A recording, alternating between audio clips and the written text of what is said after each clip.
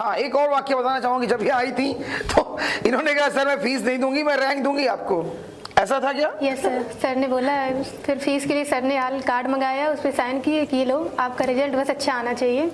Sir ने मुझे कभी फीस के लिए नहीं कहा और मैंने फीस पे भी नहीं की अभी तक। ये 58 रैंक जो आप लेकर के आए हो, कैसा लग रहा है, मतलब महसूस कैसा हो रहा है? सर बहुत अच्छा लग रहा है, अच्छी फीलिंग्स आ रही हैं। तो मैथ्स के लिए सीटें इनफ थी या कोई और बुक्स भी आपने नहीं, कहीं सीटें से? इनफ थी सर, इतना कंटेंट देते हैं कि वही बहुत हो जाता है हम लोगों के लिए। उसी को 5 से 6 बार कर लो काफ़ी है।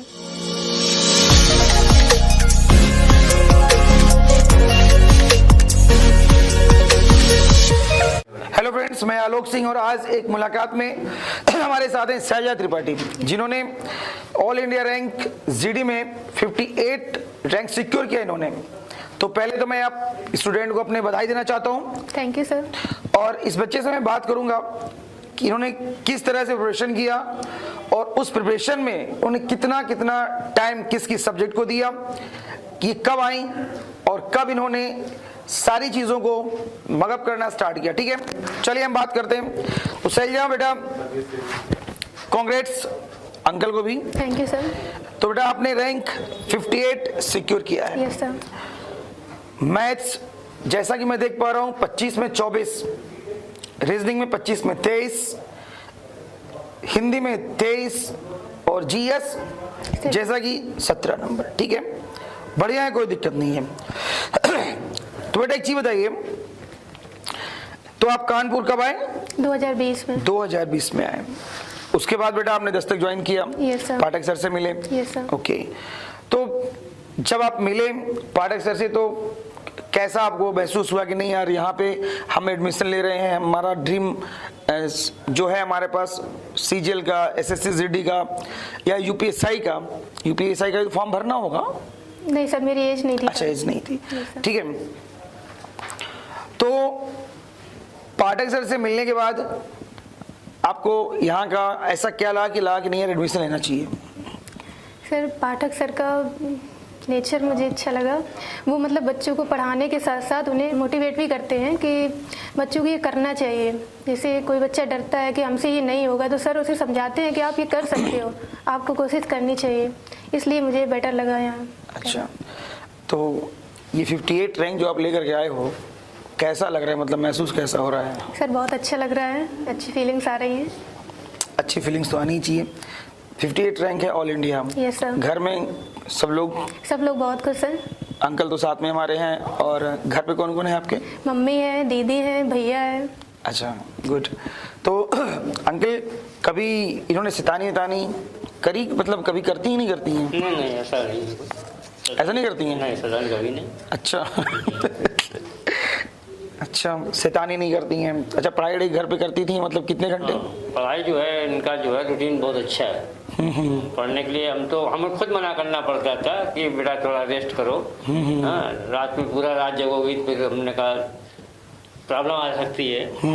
लेकिन ये लोग अपना एक घंटा इसके बाद फिर पढ़ना शुरू कर दिया। अच्छा। तो फिर हम जो है थोड़ा इनको बीच में ये अपना टाइमली पढ़ लेती थी, फिर आराम कर लिया, फिर पढ़ने लगे।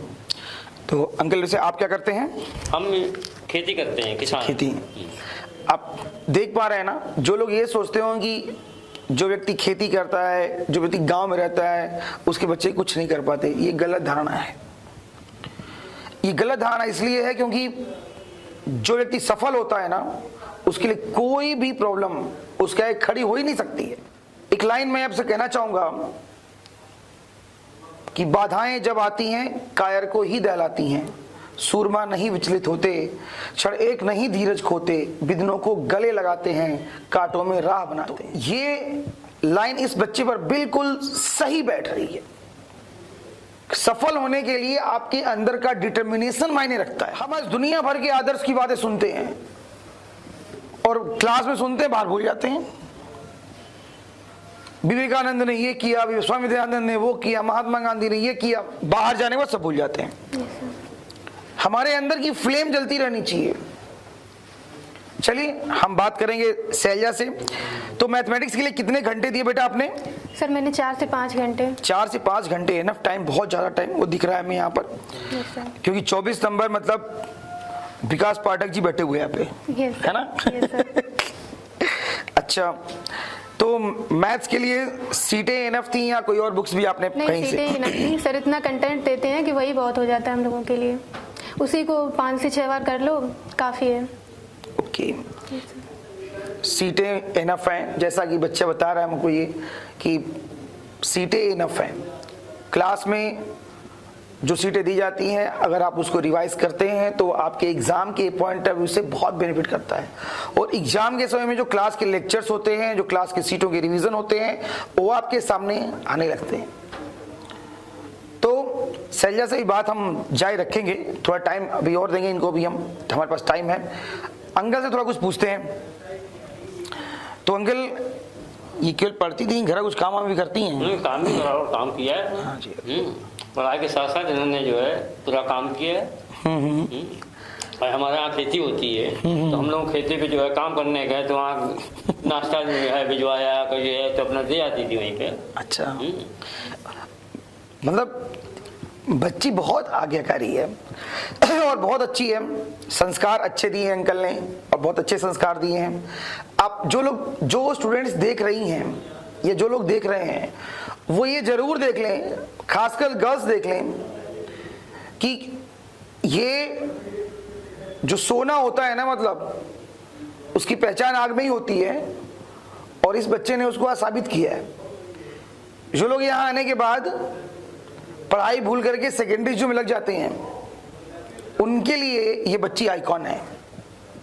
और सिर्फ इसने दस्तक का ही नाम रोशन नहीं किया है, इसने अपने घर, परिवार, रिलेटिव्स, जो सबसे ज्यादा बोलने वाले होते हैं कि अरे 2 साल हो गया कुछ किया नहीं, यस सर। अब नहीं बोलेंगे, वो अब नहीं बोलेंगे, है ना? तो ये चीज का बड़ा डिफरेंस आता है। वे लोग जो आपसे कतराते थे ना, वो भी फोन करेंगे, Yes. और शैलजा ठीक हो, फोन नहीं किया तुमने हमको? अच्छा, तो शैलजा जी बताइए बेटा कि अच्छा, क्लास में पाठक सर का कुछ एटीट्यूड बताओ, किसी कुटाई उटाई तुम्हारे सामने हुई हो? नहीं सर। नहीं हुई? अच्छा, हालांकि एक पूरे कानपुर में आसपास में भी ये एक ना र्यूमर है, एक पाठक सर मारते हैं। भैया मारते नहीं है, वो पाठक की सींग नहीं लगी है। मैंने भी देखा, मैं 10 साल से साथ में हूं आलोक सिंह। पाठक की सींग नहीं लगी सर में कि तुमको मार देगा आदमी।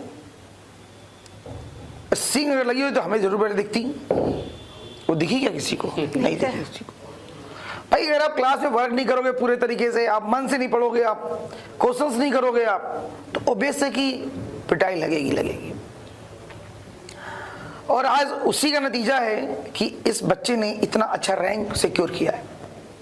नॉर्मल स्टूडेंट नहीं कर सकता भाई। 24 लाना, 23 लाना, 23 लाना, 17 लाना, एक बहुत बड़ी बात है।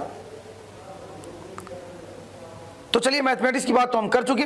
और पाठक सर, हाँ, एक और वाक्य बताना चाहूंगी। जब ये आई थी तो इन्होंने कहा सर मैं फीस नहीं दूंगी, मैं रैंक दूंगी आपको, ऐसा था क्या? Yes sir. सर ने बोला, फिर फीस के लिए सर ने कार्ड मंगाया, उस पर साइन किए कि ये लो, आपका रिजल्ट बस अच्छा आना चाहिए। सर ने मुझे कभी फीस के लिए नहीं कहा, और मैंने फीस पे भी नहीं की अभी तक। ये समझ लो तुमने फीस पे कर दिया, यस सर। तुमने रैंक दे दी ना, मतलब यस सर। तुमने रैंक दे दिया, सिलेक्शन ही नहीं, तुमने रैंक दिया, और समझ लो फीस पूरी हो गई।